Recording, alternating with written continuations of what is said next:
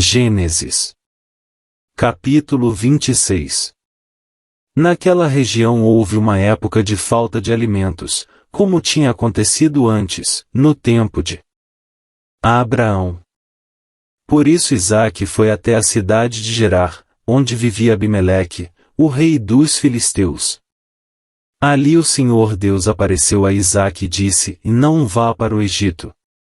Fique na terra que eu vou lhe mostrar. Por enquanto fique morando neste lugar, e eu estarei com você e o abençoarei.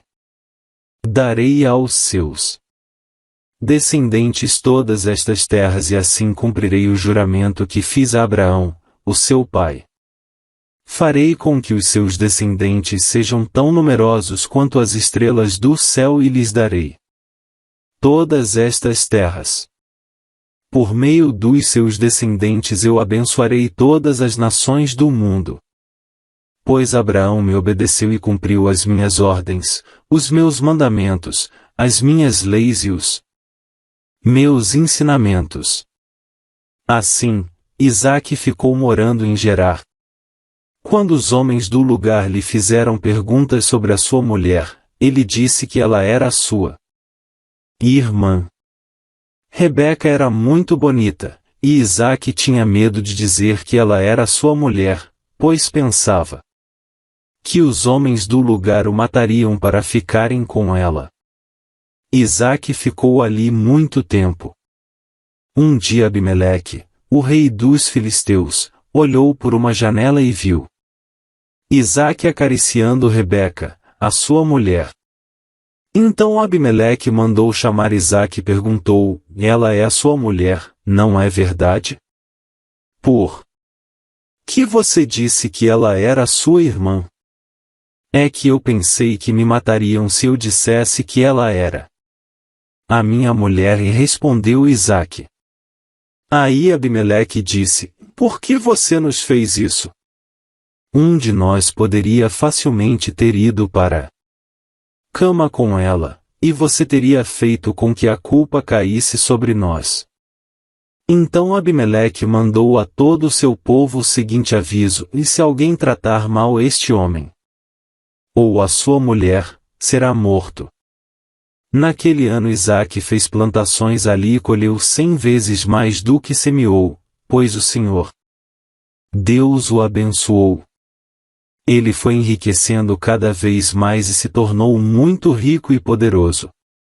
Isaque tinha tantas ovelhas e cabras, tanto gado e tantos empregados, que os filisteus acabaram ficando com inveja dele. Por isso eles entupiram com terra todos os poços que os empregados de Abraão, o pai de Isaque, haviam cavado no tempo em que Abraão ainda estava vivo. Até que um dia Abimeleque disse a Isaque: Vá embora da nossa terra. Você ficou muito mais poderoso do que nós. Isaque saiu dali, armou as suas barracas no vale de Gerar e ficou morando ali por algum tempo. Ele tornou a abrir os poços que haviam sido cavados no tempo de Abraão e que os filisteus haviam tapado depois da sua morte. E Isaque pôs nos poços os mesmos nomes que o seu pai havia posto. Um dia os empregados de Isaque estavam no vale abrindo um poço e acharam uma mina de água. Os pastores de Gerar discutiram com os pastores de Isaque, afirmando que a água era deles. Por isso, Isaque deu a esse poço o nome de discussão. Depois os empregados de Isaque abriram outro poço e por causa dele também houve discussão. Então Isaque pôs nele o nome de inimizade. Isaque saiu dali e abriu outro poço.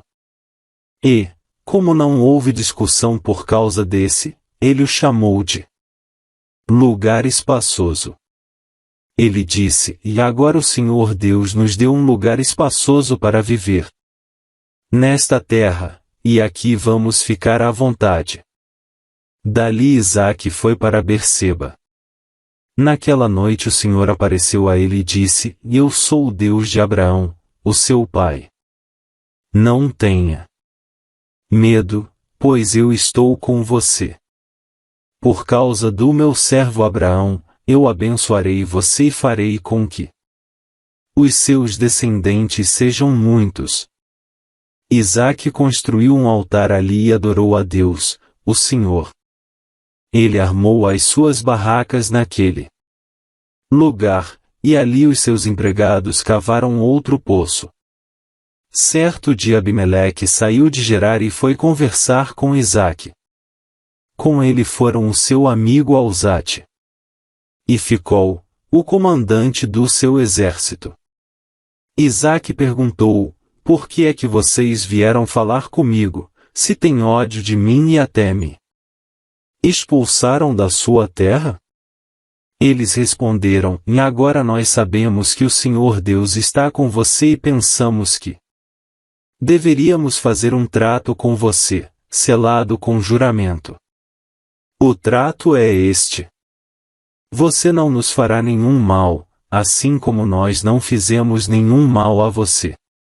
Nós fomos bondosos para você e deixamos que fosse embora em paz. Agora está claro que o Senhor o tem abençoado. Então Isaque preparou um banquete, e todos eles comeram e beberam. No dia seguinte eles se levantaram bem cedo e fizeram o trato, e cada um fez o seu juramento. Isaque se despediu deles, e eles foram embora como seus amigos. Nesse mesmo dia os empregados de Isaque foram dar-lhe a notícia de que haviam encontrado água no poço que estavam cavando. Isaque pôs nesse poço o nome de Seba, e por isso até hoje o nome daquela cidade é Berseba. Quando tinha 40 anos, Esaú casou com Judite, filha de Beeri, e com Basimate, filha de Elon, duas moças hetéias. Essas duas mulheres amarguraram a vida de Isaque e de Rebeca. Mateus capítulo 24. Jesus saiu do pátio do templo, e, quando já estava indo embora, os seus discípulos chegaram perto dele e chamaram a sua atenção para os edifícios do templo. Então ele disse: vocês estão vendo tudo isso? Pois eu afirmo a vocês que isto é verdade, e aqui não ficará uma pedra em cima da outra, tudo será destruído. Jesus estava sentado no Monte das Oliveiras. Então os discípulos chegaram perto dele e lhe perguntaram em particular: conte para nós quando é que isso vai acontecer. Que sinal haverá para mostrar que chegou o tempo de o Senhor voltar e de tudo acabar? Jesus respondeu: tomem cuidado para que ninguém engane vocês. Porque muitos vão aparecer fingindo ser eu e dizendo: eu sou o Messias. E enganarão muitas pessoas. Não tenham medo quando ouvirem o barulho de batalhas ou notícias de guerras. Tudo isso vai acontecer, mas ainda não será o fim. Uma nação vai guerrear contra outra, e um país atacará outro. Em vários lugares haverá falta de alimentos e tremores de terra. Essas coisas serão como as primeiras dores de parto. Depois vocês serão presos e entregues para serem maltratados e vocês serão mortos. Todos os odiarão por serem meus seguidores. Nessa época muitos vão abandonar a sua fé e vão trair e odiar uns aos outros.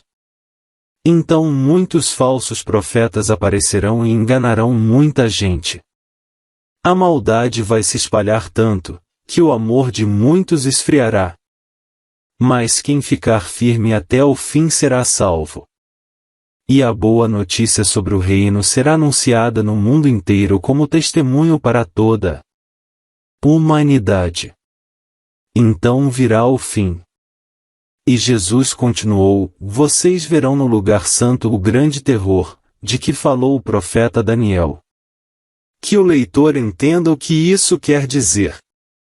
Então, os que estiverem na região da Judéia, que fujam para os montes. Quem estiver em cima da sua casa, no terraço, que fuja logo e não entre para pegar as suas coisas.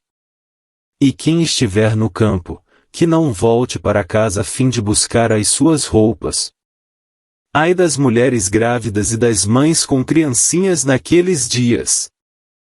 Orem a Deus para que vocês não tenham de fugir no inverno ou no sábado. Porque naqueles dias haverá um sofrimento tão grande como nunca houve desde que Deus criou o mundo, e nunca mais acontecerá uma coisa igual. Porém Deus diminuiu esse tempo de sofrimento. Se não fosse assim, ninguém seria salvo. Mas, por causa do povo que Deus escolheu para salvar, esse tempo será diminuído. Portanto, se alguém disser para vocês, vejam, o Messias está aqui ou o Messias está ali, não acreditem. Porque aparecerão falsos profetas e falsos messias, que farão milagres e maravilhas para enganar, se possível, até o povo escolhido de Deus. Prestem atenção. Eu estou lhes dizendo tudo isso, antes que aconteça. E, se disserem, vejam. Ele está no deserto, não vão lá. Ou ainda, vejam.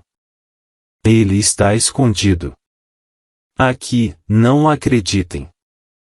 Porque, assim como o relâmpago risca o céu, do nascente até o poente, assim será a vinda do Filho do Homem. Onde estiver o corpo de um morto, aí se ajuntarão os urubus. Jesus disse, depois daqueles dias de sofrimento, o sol ficará escuro, e a lua não brilhará mais. As estrelas cairão do céu, e os poderes do espaço serão abalados. Então o sinal do Filho do Homem aparecerá no céu. Todos os povos da terra chorarão e verão o Filho do Homem descendo nas nuvens, com poder e grande glória. A grande trombeta tocará, e ele mandará os seus anjos para os 4 cantos da terra. E os anjos reunirão os escolhidos de Deus de um lado do mundo até o outro. Jesus disse ainda, aprendam a lição que a figueira ensina. Quando os seus ramos ficam verdes, e as folhas começam a brotar, vocês sabem que está chegando o verão. Assim também, quando virem acontecer essas coisas, fiquem sabendo que o tempo está perto. Pronto para começar. Eu afirmo a vocês que isto é verdade, essas coisas vão acontecer antes de morrerem todos os que agora estão vivos. O céu e a terra desaparecerão, mas as minhas palavras ficarão para sempre. Jesus continuou, dizendo, e mais ninguém sabe nem o dia nem a hora em que tudo isso vai acontecer, nem os anjos do céu, nem o Filho, mas somente o Pai. A vinda do Filho do Homem será como aquilo que aconteceu no tempo de Noé. Pois, antes do dilúvio, o povo comia e bebia, e os homens e as mulheres casavam, até o dia em que Noé entrou na barca. Porém não sabiam o que estava acontecendo, até que veio o dilúvio e levou todos. Assim também será a vinda do Filho do Homem. Naquele dia 2 homens estarão trabalhando na fazenda, e um será levado, e o outro, deixado. 2 mulheres estarão no moinho moendo trigo, e uma será levada, e a outra, deixada. Fiquem vigiando, pois vocês não sabem em que dia vai chegar o seu Senhor. Lembrem disto, e se o dono da casa soubesse quando ia chegar o ladrão, ficaria vigiando e não deixaria que a sua casa fosse arrombada. Por isso vocês também fiquem vigiando, pois o Filho do Homem chegará na hora em que vocês não estiverem esperando.